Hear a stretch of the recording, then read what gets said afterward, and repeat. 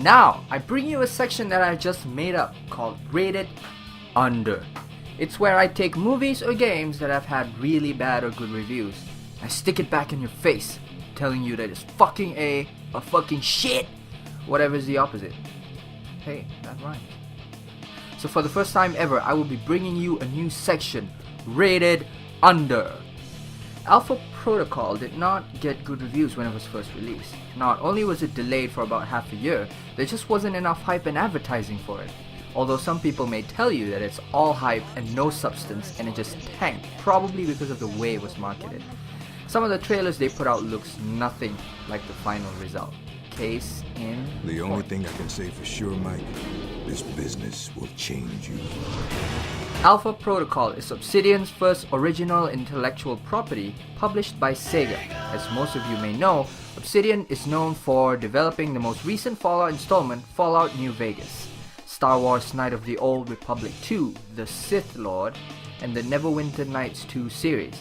The reviews for this game weren't too bad actually, but people who commented on the reviews kept saying that this game was so bad that they wouldn't even play it if it was free.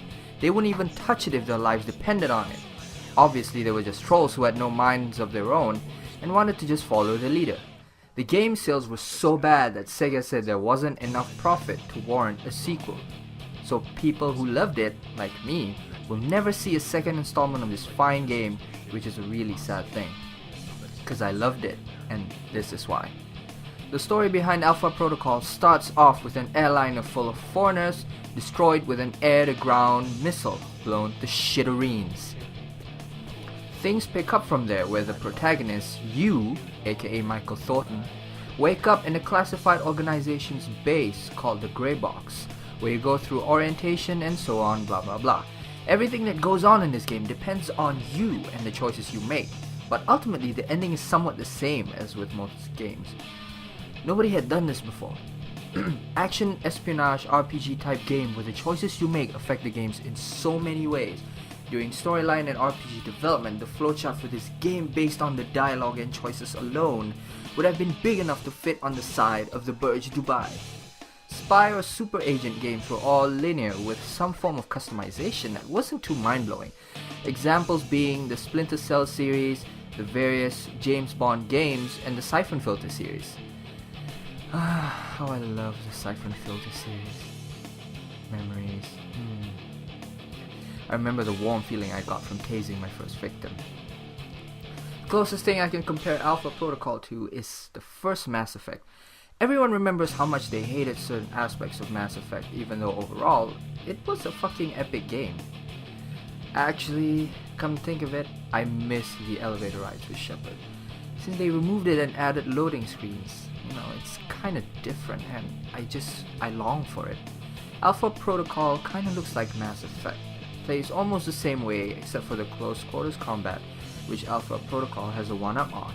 The customization system is a little different on both, but I preferred the mechanics for Alpha Protocol more than Mass Effect. It wasn't as confusing and the customization level was pretty high. Also, both are RPGs, and that's where the similarities end. I would be lying if I said that Alpha Protocol doesn't have a share of shittiness.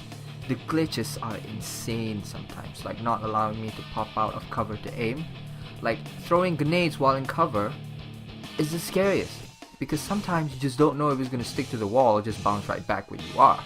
And a lot of reviews complain about how shit the AIs are. I honestly have no complaints about them whatsoever, really.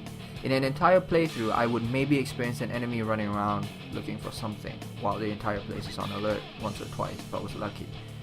Or unlucky, depending on how bad or good you are at gaming. The shooting mechanics wasn't as smooth as.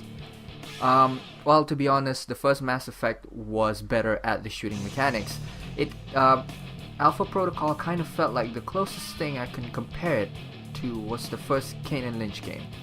The recoil was fucking incredible, and overall it's just not a good experience. At first.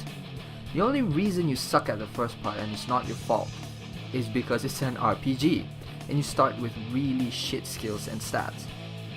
With Kane and Lynch, you kinda have to make do with what you have, With an RPG like Alpha Protocol, you can level up, buy better guns and better mods to make your weapons sweeter.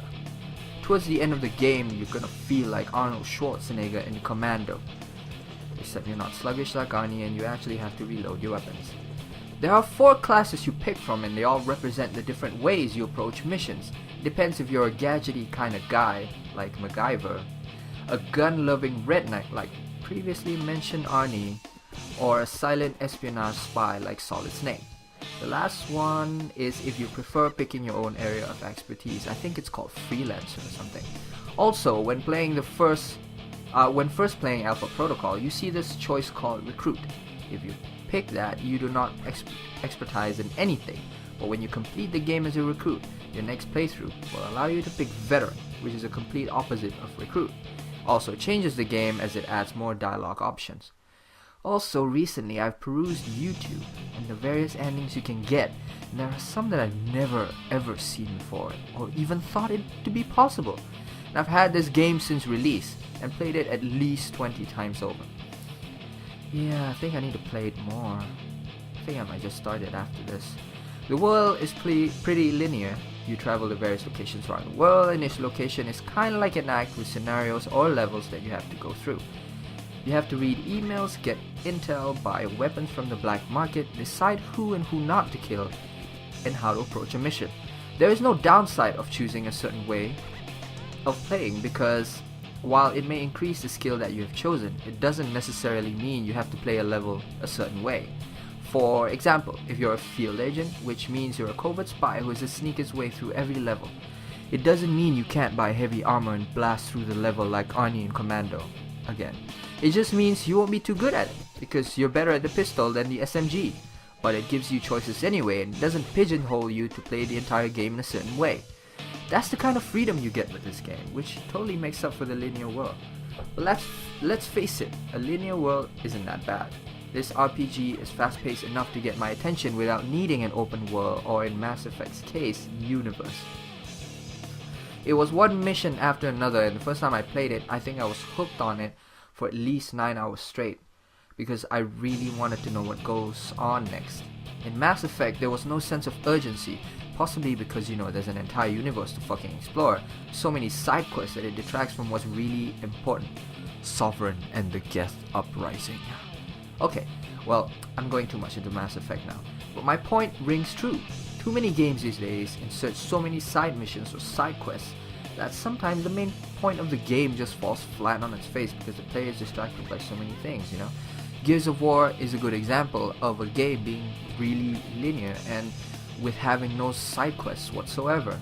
That's why people love it. It's action-packed, boom boom boom from start to finish. Let's take Assassin's Creed, for example. I don't know if it's just me, but when I look at the map and I see a lot of shit to be done, I get all annoyed and flustered because I want to do them, but at the same time I want to progress the story. What to fucking do? Alpha Protocol totally eliminates that feeling with absolutely no fucking side quests, which is why it reminds me of the older early 2000s games, where games were linear and in gameplay and in plot. Nothing to distract you from immersing yourself deep into the game. There's still the looting that's inherent in all RPGs, but that's about it. I wouldn't even call it distracting because you have to collect certain stuff to upgrade yourself for the game. You're just looking around the room for stuff anyway, You have to find computer terminals to hack, so might as well, right? And it's not like the locations are huge, it's not like a universe, it's just a linear style gameplay. It's kind of like Final Fantasy 13, I think, where people complain that there was no fucking exploration whatsoever. I watched an old video review of Alpha Protocol the other day, and it said something like, the levels seem too bland and similar. The bland part I would agree, while the levels are designed pretty well, it seemed too cartoonish at times, like stairs, columns, big gigantic walls with paintings flat on the wall. It didn't pop out, there was no detail, no nothing. Like I said, resembling games of early 2000s, but similar, I do not agree. The only level that was repeated was the inside of the grey box because, well, you'll find out anyway if you're planning to play this game. What I think is that video game reviewers are looking for too much these days when it comes to games. If it doesn't have multiplayer, it's a negative. The graphics aren't Alienware type deals, it's a negative. The game doesn't handle well like Modern Warfare, it's a negative. Whatever happened to immersive gameplay and experience as a whole? Do you know that the most expensive game ever made was GTA 4? It cost Rockstar $100 million to develop, and thousands of people working on the project. Do you know how many times I played it before I got totally sick of it? Somewhere around the 5 or 6 range. But with Alpha Protocol, I made choices and I still get cutscenes or situations I've never gotten before, and I've been playing for about 20 times. The replay factor for Alpha Protocol is insane. The only reason I picked Alpha Protocol to talk about at this moment is because I just finished the game the day before for the second time in a row. I started the first game about a week ago. The moment I finished it, I played it again immediately, without delay, right after the fucking credits. Why? Because I was so sick of crouching and sneaking around.